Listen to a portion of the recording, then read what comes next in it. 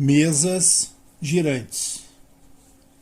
Em 1853, a Europa inteira tinha as atenções voltadas para o fenômeno das chamadas mesas girantes e dançantes.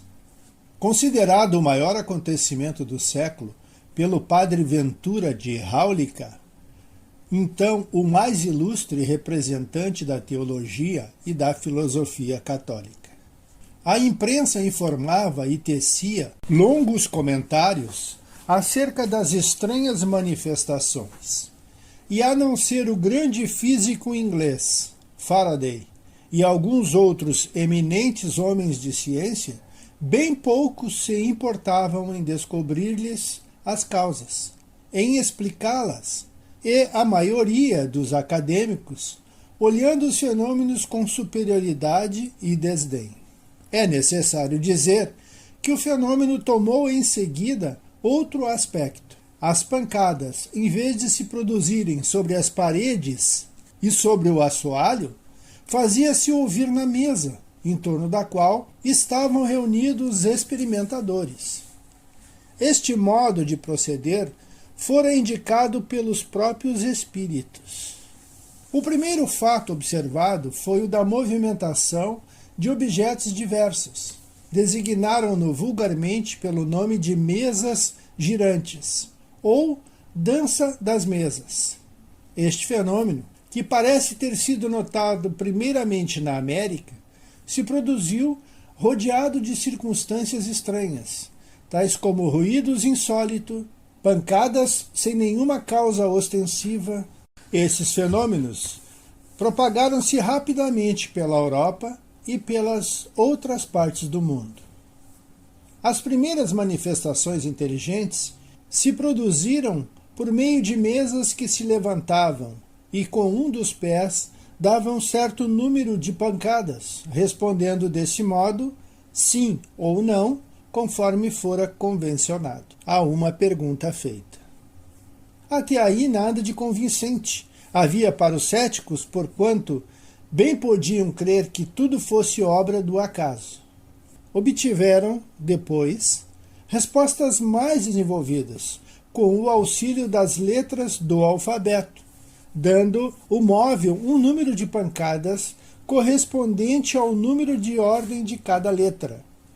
Chegava-se a formar palavras e frases que respondiam às questões propostas. A precisão das respostas e a correlação que denotavam com as perguntas causaram espanto. Aperfeiçoou-se a arte das comunicações pelas pancadas alfabéticas, mas o processo era muito lento. Porém, obtiveram-se algumas comunicações de certa extensão, assim como interessantes revelações sobre o mundo dos espíritos. Eles mesmos indicaram outros meios, e assim se deve a eles a descoberta das comunicações escritas. As primeiras comunicações, assim recebidas, aconteceram prendendo-se um lápis ao pé de uma mesa leve colocada sobre uma toalha de papel. A mesa, uma vez em movimento pela influência de médium, punha-se a traçar caracteres, depois palavras e frases. Simplificou-se sucessivamente esse processo com mesinhas do tamanho da mão, feitas para isso, depois com cestas, caixas de papelão e, por fim, com simples pranchetas. O ser misterioso que assim respondia, interrogado sobre a sua natureza, declarou que era espírito ou gênio. Declinou um nome e prestou diversas informações a seu respeito.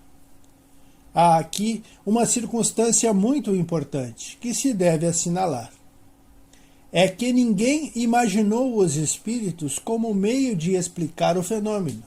Foi o próprio fenômeno que revelou a palavra.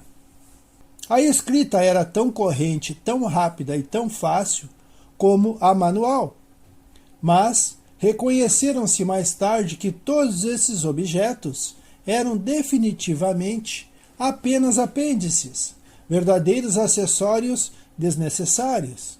desde que o próprio médium segurasse com sua mão o lápis. A mão, levada por um movimento involuntário, escrevia sob o impulso dado pelo espírito e sem a ajuda da vontade ou do pensamento do médium.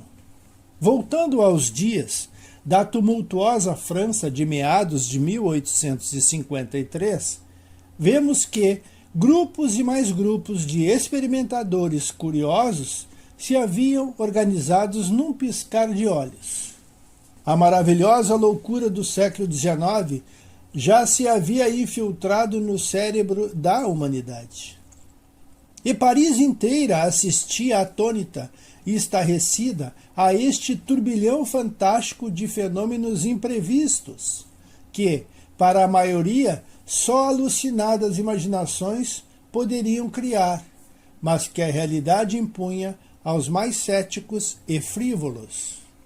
A empresa francesa, diante da demonstração incontestável dos novos fatos, as manifestações dos espíritos, que saltava aos olhos de todos, franqueou mais amplamente suas colunas ao noticiário a respeito. Desta forma, ateando mais fogo nos debates e controvérsias que, então, se levantaram entre os observadores menos superficiais. Mas as mesas continuaram. Veio o Santo Ofício, e em 4 de agosto de 1856 condenou os fenômenos em voga, dizendo ser consequência do hipnotismo e magnetismo, já que pouca gente acreditava em peripécias do diabo, e taxava de herege as pessoas por intermédio das quais eles eram produzidos. Estava assim cumprido o papel dos fenômenos dessa fase inicial, a chamada invasão organizada, no dizer do escritor Arthur Conan Doyle, programada pelos espíritos superiores com vista à chegada de uma nova era de progresso para os homens. Para afirmar a veracidade das mesas girantes, vou lhes contar uma pequena história transcrita na Revista Espírita de outubro de 1865. O Sr. Delany, que muitos de nossos leitores já conhecem, tem um filho de 8 anos. O filho do Sr. Delany muitas vezes se associava a essas manifestações e, influenciado pelo bom exemplo, as considerava como coisa séria. Um dia, se encontrava com uma pessoa de suas relações e brincava no pátio da casa com sua priminha de 5 anos e 2 meninos, um de 7 e outro de 4. Uma senhora que morava no térreo os compeliu a entrar em sua casa e lhes deu bombons. As crianças, como se pode imaginar, não se fizeram rogadas. A senhora perguntou ao filho do Sr. Delany: Como te chama, meu filho? Eu me chamo Gabriel, senhora. Que faz teu pai? Senhora, meu pai é espírita. Não conheço esta profissão. Mas, senhora, não é uma profissão. Meu pai não é pago para isto. Ele o faz com desinteresse para fazer bem aos homens. Não sei o que queres dizer, menino. Como? A senhora não ouviu falar das mesas girantes? Muito bem, meu amigo. Gostaria que teu pai estivesse aqui para fazê-las girar. É inútil, senhora. Eu mesmo tenho o poder de fazê-las girar. Então, queres experimentar e me fazer ver como se procede? Com muito gosto, senhora.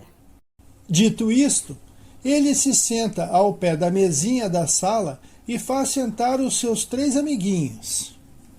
E eis os 4 gravemente pondo as mãos em cima da mesa. Gabriel fez uma evocação em tom muito sério e com recolhimento. Mal terminou, e para a grande estupefação da senhora e das crianças, a mesinha ergueu-se e bateu com força. Perguntai, senhora, quem vem responder pela mesa? A vizinha interroga e a mesa soletra as palavras teu pai. A mulher torna-se pálida de emoção e continua. Pois bem, diga, meu pai, se devo enviar a carta que acabo de escrever. A mesa responde sim, sem falta. Para provar que realmente és tu, meu pai, que está aqui, poderia dizer-me há quantos anos está morto?